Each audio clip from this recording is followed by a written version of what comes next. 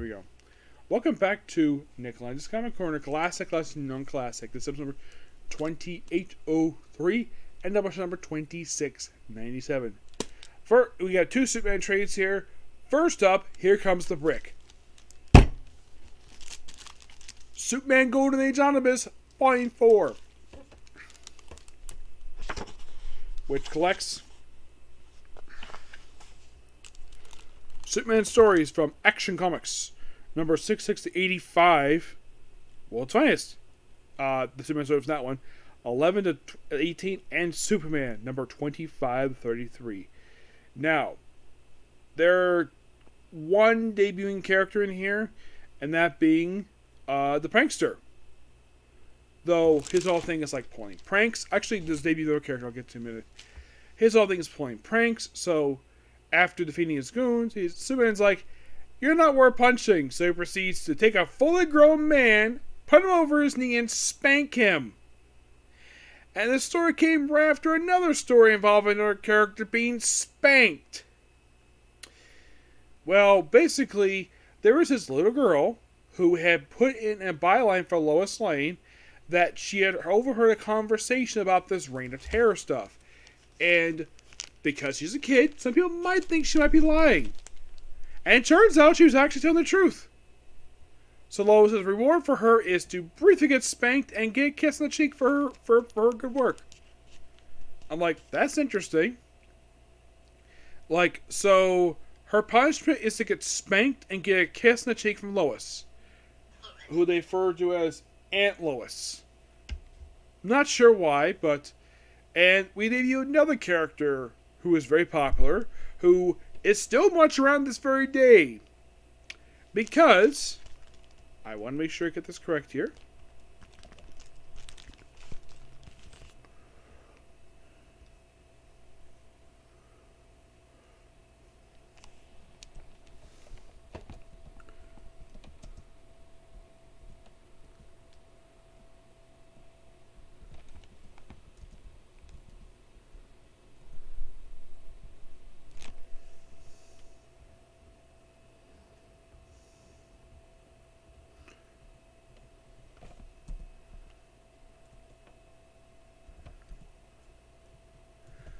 Mixie Mixaplick, who debuted in Superman number 30.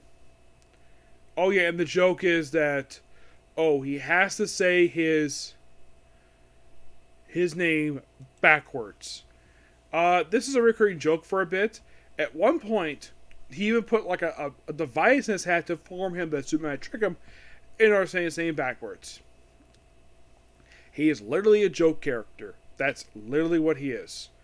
But aside from him and the debut of like the Prankster, there's like not much else. Like there's a bunch of like regular Superman stuff. Like it's even actually a story I'll talk about that in a minute. So like there's robots in here. It's weird stuff related to Superman, but not as weird as the Silver Age stuff. Oh gosh, no, not as weird as the weird stuff as the stuff related to Superman in the Silver Age. But aside from those two debuts, and yes, it's the original Prankster with the bow tie, who got reimagining under Kyle Higgins' run for Nightwing as a basically villain for his last year of his run. Yep. But interesting stories we have here. Yep. And of course, basically, that for Superman in the Golden Age, well, basically, if I get a chance to get my hands on Superman Volume 3, I would have kind of, let's see. Oh, by the way, in case you're curious, though, the time period these issues cover is,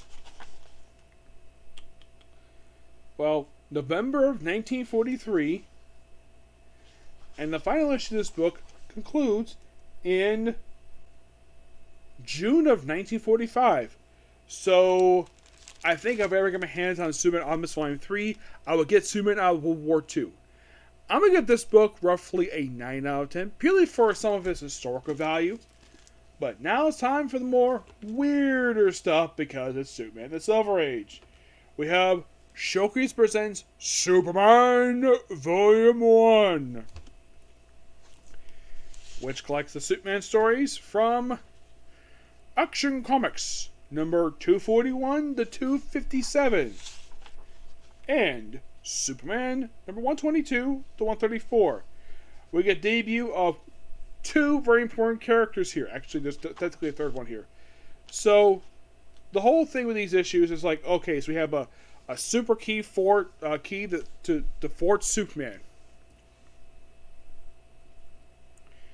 My thing here.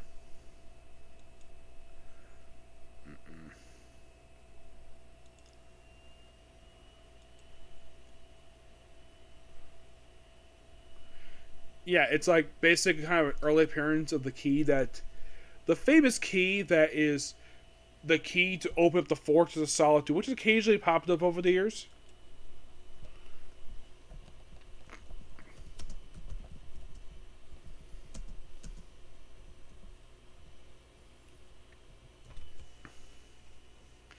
And it's interesting, though, that this story in particular is the start of the Superman Silver Age.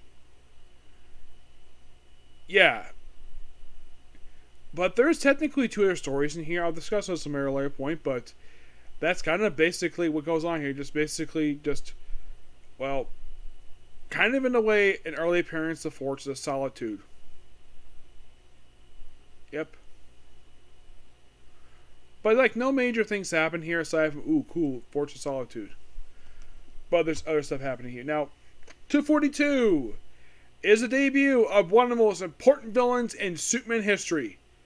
That being Dox the First, Brainiac. By the way, his spaceship in this book is a flying saucer. I am not kidding about that. Yep, that's the biggest thing related to this issue. It's the debut of Brainiac. Who, by the way, you might think, oh, does he look like the way he does in other books? Oh no, his early appearance, he basically, like, if I can find the page here. Oh yeah, there's one point Superman goes to the White House and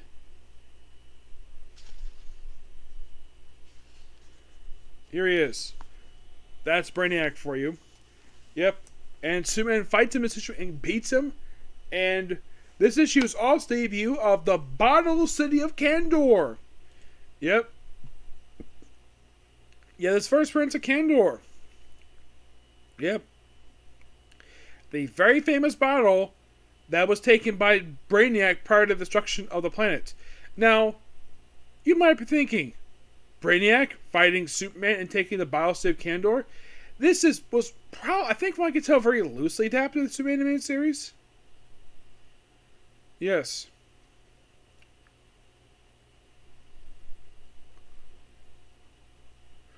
And of course, many are Bottle Cities, but they basically are. By the way, it's written by Otto Bender. Then we have Superman, Lion, and the Sun. Yeah, basically it's an issue where, basically Superman becomes a lion, and we have the single appearance by Cersei II. Yeah, it just a sorcerer's appearance was one issue.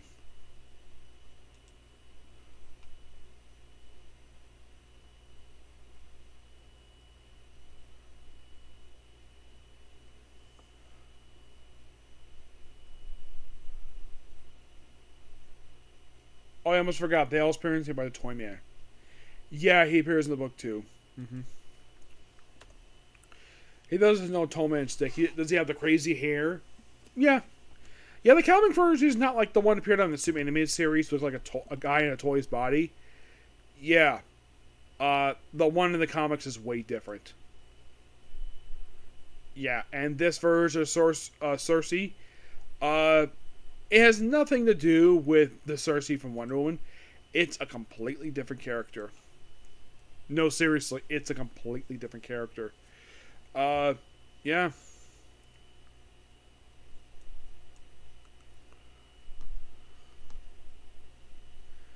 And then 244. We have Superman in charge of an undersea kingdom. And no, Aquaman is not in the book. Yeah, it's kind of weird, though. The fact that you have Superman in charge of Atlantis, but yet no Aquaman? Well, I guess they didn't think of it yet. In 245, you have, Shrinking Superman. Also first appearance of a villain named Cal, basically a Kryptonian scientist from the city of Kandor. Yeah, that's about Shrinking Superman. In 246, it's kind of in a way,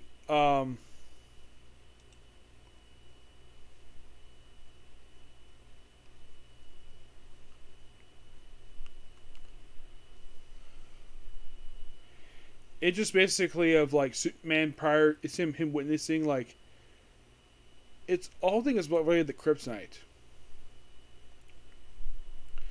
and then we have Superman's parents. Bit of time travel for this one. In 248, all about basically Superman taking on some prisoners, which they also had to basically just remodel the prison. And then 249 would debut. Basically it's Lex Luthor in this issue. Yeah, it's one of the few times he appears in this book.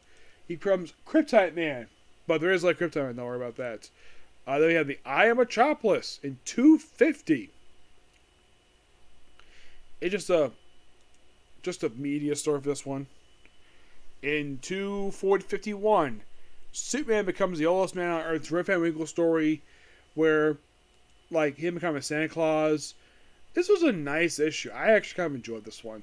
In 252, now this book collected 2 of the 3 stories that was printed in this issue. They collected the opening story, and they also collected the Supergirl story, which is her debut. Now, this issue in particular is the debut of the Silver Age version of John Corbett, who only appears in this one issue. Yeah, he actually killed off here, but excuse me. Yeah. And Supergirl becomes a feature from this point forward for quite a while until they're replaced by League of Superheroes. Congo Bill is still here for a little bit. Mostly put in 253, it just basically Superman versus another criminal from Krypton, who's just a quick one-shot villain. In 254, it's basically Superman taking up Bizarro. Yeah, first appearance of Bizarro #1. Kind of? Yeah, this is debut of the Earth 1 Bizarro. Yes. Also debut of New Bizarro, who appears in this issue and then gets killed off in the next issue. Yep.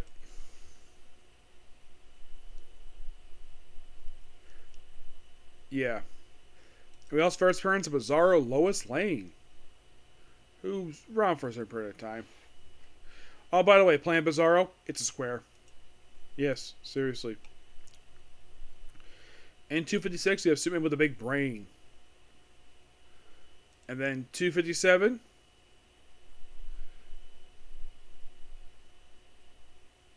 It's another Superman story. It's another Superman with Lex Luthor.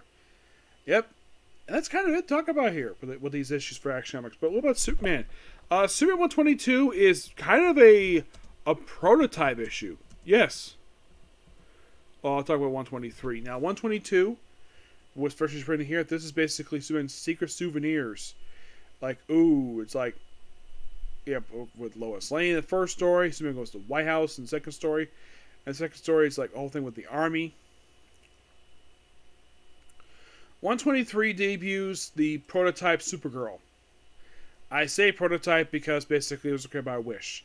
And she appears for one issue, and this would give DC the idea of creating the actual Supergirl who debuted in the Action Comics. And then we have basically Superman fight up against a Blade, and the Mrs. Superman thing is interesting.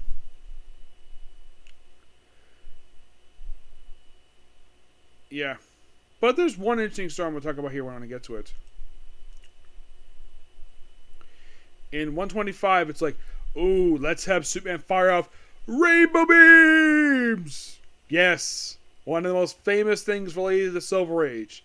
And 125 is Superman's new power. It's rainbow fingers. Yep. That's literally what this is. And Superman versus a doppelganger of his. Yeah. You have Clark Kent in college. We have single appearance of Power Girl and Power Man, which is basically just a dream. But interesting stuff here. And then we have, Lost Identity. A lot of it's like face off against one-shot villains. That's kind of basically what we got here for this one. Oh yeah, and then we have 127. Let's see, where is he here? Here he is. The first appearance of Titano, the giant monkey. Yep, this issue is a debut of this character. Yeah, it's basically DC standing for King Kong. And they even had an issue where, get this, where he fought DC's version of Godzilla. And their take on King Kong versus Godzilla.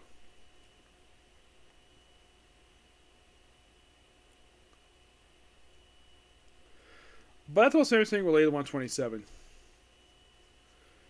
In 128, it's basically for some reason, starting from 127 was like 3 stories, and then 128 is reduced down to 2.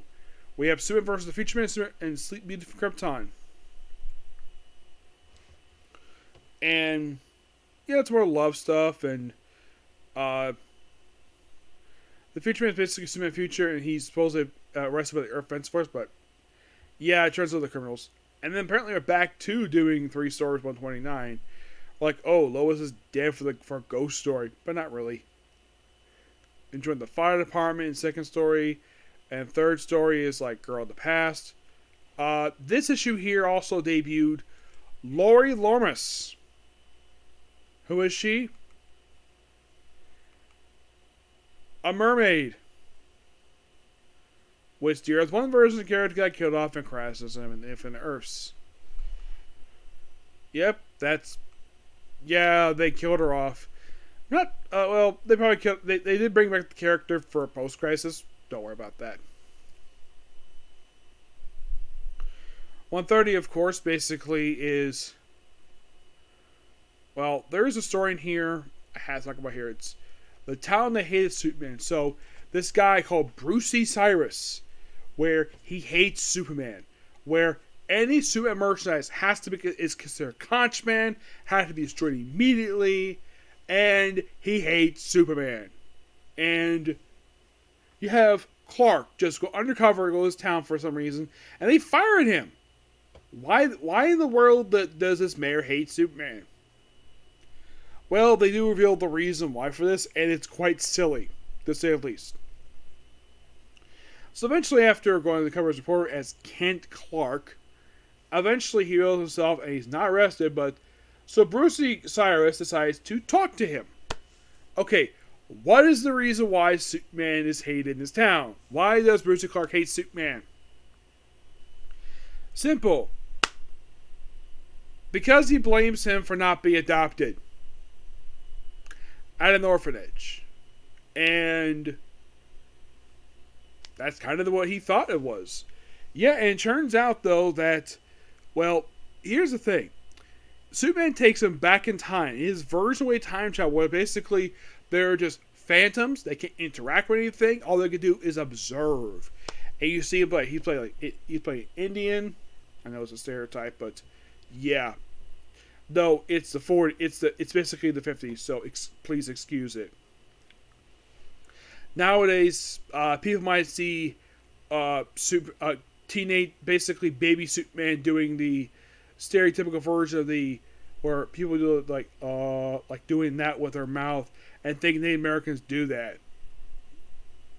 It's a stereotype. I kind of heard about it. Nowadays, it's considered racist to do that. Yes, seriously. Now, DC does not erase history.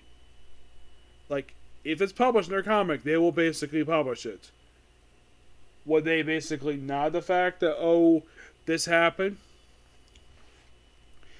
It is something that these issues never had. Like, there's no Superman Silver Age.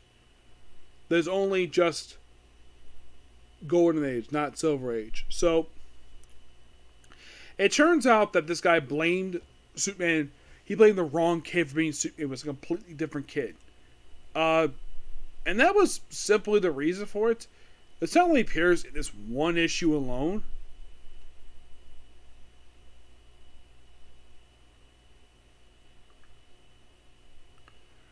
Because even issue we basically passed a lie detector test. No, seriously, he does. And then you have more mixed stuff here with the opening story. And then you have Lois in the future with basically twins who, this is another story that gets those spanking stuff here. Moving on to 132, where it's one story. Yeah, it's actually the first issue where it's not let's say like multi-story. It's one story. It's basically a 3-parter about Superman when he was just a little boy.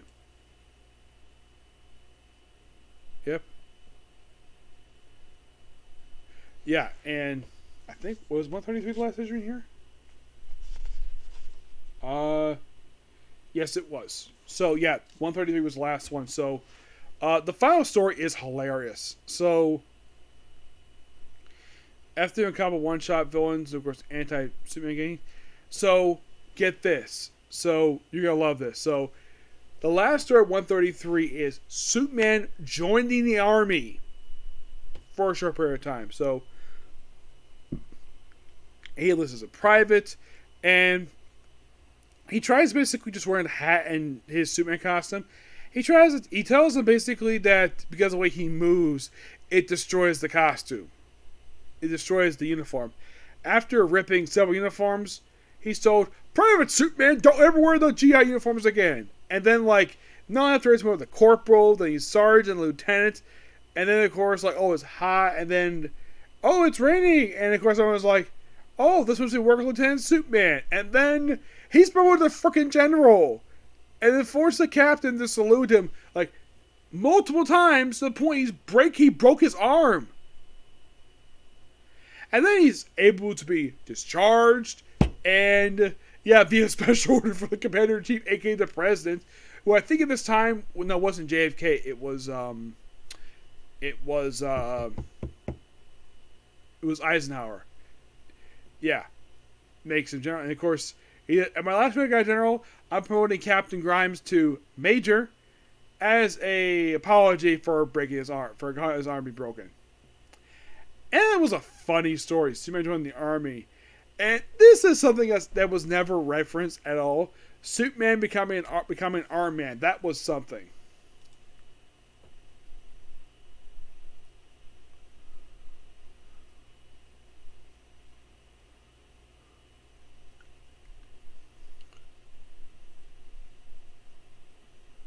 And then you have the whole thing like Impress Alexander, where he's like, he uses X-ray vision to read the bottom line, and he says that's not the last line. And then of course the man goes, oh, that is the last line. Okay, yeah, Superman cheated to get through army. Yeah, I'm thinking like, why the heck would the armor recruit Superman? This makes no freaking sense. And by the way, never mentioned again after this. There's no mention of Superman joining the army. He just joins the army for an issue.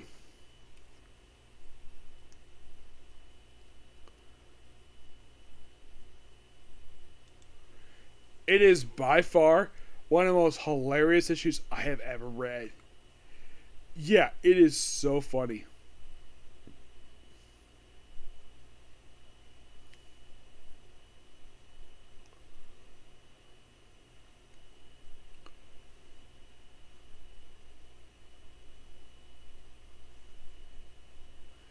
Yeah.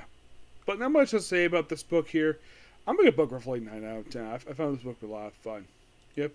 So yeah, that's particularly a particular review. Please be sure to like, comment, subscribe, turn notifications, and do not hit the dislike button. Next up is basically the Misfit McKean Academy. And then, well, maybe in our Comic Corner. Okay? Next video. Bye.